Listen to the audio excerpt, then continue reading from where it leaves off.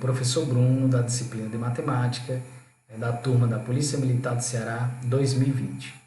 Então, a gente vai dar início à gravação de algumas videoaulas, né, para a gente revisar alguns conteúdos já abordados e tentar estimular vocês a não pararem de estudar, né, dar sequência aos conteúdos.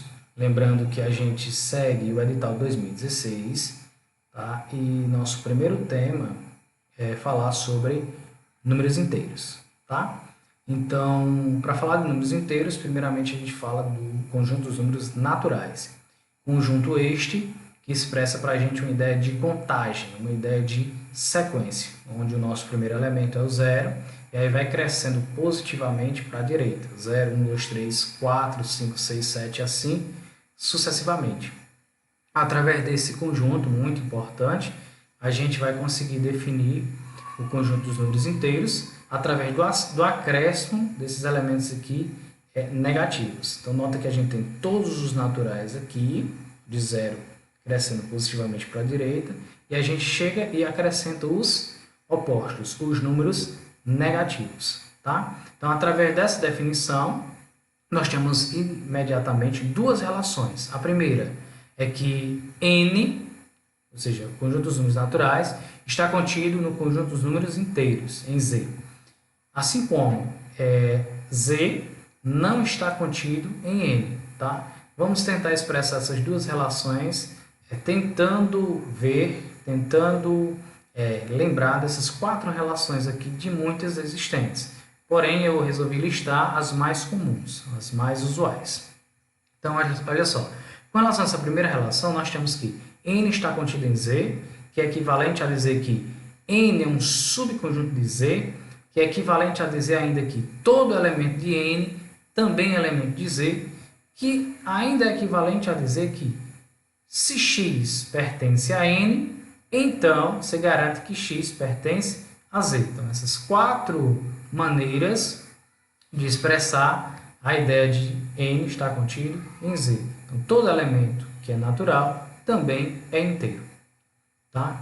Então, essa segunda relação a gente pode expressar dessas quatro formas também bastante comuns. Olha só, z não está contido em n, que é equivalente a dizer que z não é um subconjunto de n, que é equivalente a dizer que algum elemento de z não é elemento de n. Então, existe alguém aqui nesse conjunto que não está nesse outro. Existe algum inteiro que não é natural. Existe algum inteiro, ou seja, existe x pertencente aos inteiros, tal que x não é natural. Por exemplo, se x for menos 1. Menos 1 é inteiro, no entanto, menos 1 não é natural. Para resumir essas ideias, a gente, olha só, eu resolvi representar o conjunto dos números naturais através desse círculo, né, cuja borda está representada em azul, e o conjunto dos números inteiros através desse círculo, cuja borda está em amarelo. Então, nota que todo elemento que está no interior desse círculo, ou seja, todo elemento que é natural, também é inteiro, tá? No entanto, existem alguns elementos nessa região aqui, ó, entre as bordas, ó, existem alguns elementos aqui nessa região que pertencem a z, porém não pertencem a n, tá? Então, através desses elementos aqui, a gente exprime a ideia dessa segunda relação. Ou seja, existem elementos em z que não pertencem a n, portanto, z não está contido em n. Por outro lado, n está contido em z, porque todo elemento de n também é elemento de z. Vamos lá. Quais são as operações matemáticas definidas em z? Existem duas, a adição e a multiplicação, mas aí você pode sentir falta. E a subtração? A gente sabe que a subtração é um caso particular da adição, ou seja, a subtração ela surge pela operação de adição com os elementos opostos, tá? Então, z está fechada. Está fechado para a adição, está fechado para a multiplicação. E existem algumas propriedades que são bastante importantes nesse conjunto. A primeira, com relação à adição, a gente chama de associativa, ou associatividade, é a mesma coisa. Diz o quê? Se você tem três elementos inteiros, Ao somar 3 elementos inteiros, você pode escolher a forma como você quer somar. Por exemplo, somar os dois primeiros, né? Somar A com B, A mais B, e depois o resultado somar com C, é o mesmo que somar os dois últimos, B com C, e depois somar com o primeiro, o resultado não altera. Então você tem essa liberdade de escolher as parcelas que você quer somar primeiro. Comutatividade, né? A ordem dos elementos aqui da soma não importa. Então A mais B é o mesmo que B mais A. O elemento neutro aditivo, né? Então o elemento neutro dá a ideia de, ao operar, né, dentro dessa propriedade que é a adição, o elemento neutro com um elemento qualquer, o resultado dá sempre o mesmo elemento. Então o elemento neutro a gente chama de zero. A mais zero, que é o mesmo que zero mais A pela comutatividade, é igual a A. Então ele não modifica o elemento que está sendo operacionalizado com ele. E existe o inverso aditivo, tá? Que normalmente a gente chama de oposto. Então, todo elemento inteiro, todo A, existe um oposto, que ao somar A somado com seu oposto, ou inverso aditivo, dá sempre o elemento neutro, dá sempre o elemento zero. Então, nota aqui, A somado com o oposto é o mesmo que o oposto somado com A, pela comutatividade, que mesmo assim dá o elemento zero. De modo análogo, nós temos algumas propriedades com relação à multiplicação. Por exemplo, a associatividade. Associativo ou associatividade, é a mesma coisa. Você tem um produto de 3 fatores. Então, você tem essa liberdade de escolher os fatores que você vai multiplicar primeiro. Por exemplo, eu posso multiplicar os 2 primeiros, mas eu poderia escolher os 2 últimos para que o resultado multiplicar com o primeiro. Aqui eu escolhi os 2 primeiros e o resultado eu iria multiplicar com o último, né? Vão dar resultados iguais. Tá? A distributiva com relação à adição. A distributiva da multiplicação com relação à adição. É a ideia de distribuir o produto, né, desse elemento de fora com todas as parcelas que estão dentro da soma. Por exemplo, A multiplica B, né, depois soma com A multiplica C. Está aqui a relação. Comutativa, né? A ordem dos fatores não altera o produto. Essa aqui a gente memoriza mais. Né? O primeiro multiplicado pelo segundo é o mesmo que o segundo multiplicado pelo primeiro.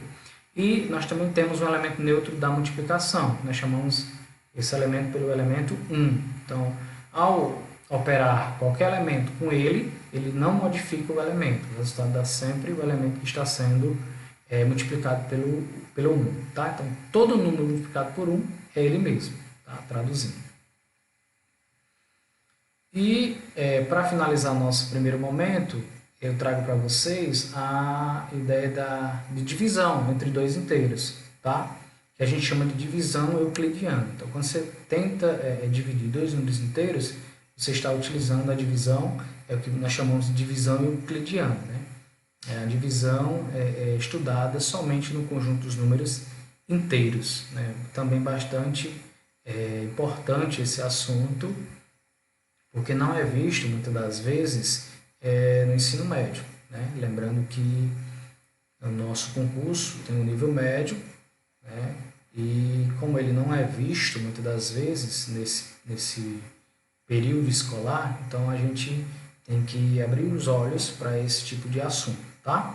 Então, ao tentar operar a divisão entre 2 inteiros, lembrando que a divisão ela não é fechada nos inteiros. A gente viu na tela anterior que os inteiros é fechado apenas para adição e para multiplicação. Tá?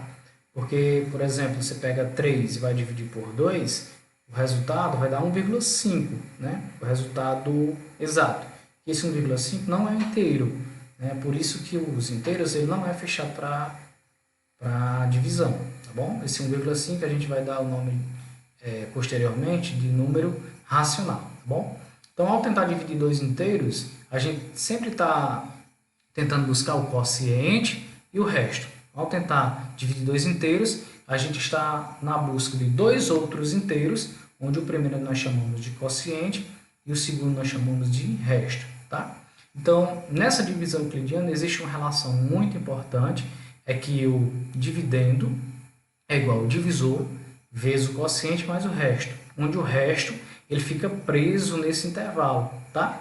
De 0 até o antecessor do dividendo, tá? Então, quando o resto é 0, a gente diz que a divisão é exata.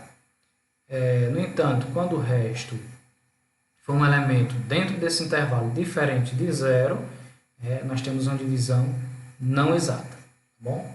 Então, para exemplificar, logicamente a gente vai fazer exercícios importantíssimos sobre esse assunto, mas só para questão de exemplo, por exemplo, determinar o quociente e o resto das divisões. Letra A, 7 por 2, B, menos 10 por 3, 0 por 2 e 4 por 9. Por exemplo, nota que 7 dividido por 2 deixa quociente 3, né? E resto 1. Nota que essa relação aqui exprime a mesma coisa dessa, e o que a gente deve ter cuidado é que o resto ele pertence a um intervalo de 0, porque D1 ele é maior do que 0. No entanto, ele é menor do que o antecessor de 2, menor ou igual. Na verdade, ele é igual. Tá? Então, nota que o 1 ele está entre 0 e 1. Tá? Menos 10 dividido por 3. Nota que o menos 10 ele pode ser expresso da seguinte forma. 3 vezes menos 4. Tá? A gente multiplica 3 vezes menos 4 para dar menos 12. Para que a gente consiga ter um resto positivo. Né? Nota que 3 vezes menos 4 para quê? Para dar menos 12. Para que daí a gente possa somar, né? Somar um número positivo para cair em menos 10. Nota que o resto dá 2, né? Que é maior do que 0. No entanto, ele é menor do que 3. Está valendo as duas propriedades. 0 dividido por 2. Quando o dividendo for 0, você tem que memorizar que o quociente tem que dar 0 e o resto ele coincide com o quociente também. Então, olha só, o nosso dividendo é 0. Então, 0 ele pode ser escrito como 2 vezes 0, quociente 0. 2 vezes 0, 0. Com 0, dá 0. Então, nota que o resto deu 0, divisão exata. Então, toda vez que você tem um dividendo 0, o quociente e o resto são iguais a 0. Por fim, nota que o dividendo é menor do que o divisor. O que vai acontecer sempre? Quociente 0 e o resto igual ao próprio dividendo. Por quê? Para você garantir que o resto caia dentro do intervalo. Qual é o intervalo? De 0 até 9. Tá? Então, vamos lá, recapitulando, letra C e letra D. Quando o dividendo for 0, o quociente e o resto são sempre zeros. Quando o dividendo for menor do que o divisor, o que vai acontecer? O quociente é sempre 0, enquanto que o resto coincide com o dividendo. Bom, pessoal, então é isso. Com isso eu encerro nossa primeira videoaula. Espero ter ajudado vocês e daremos continuidade com outros vídeos, tá? Abordando os assuntos já estudados e, consequentemente, aprofundando através da resolução de exercício. E é isso. Muito obrigado.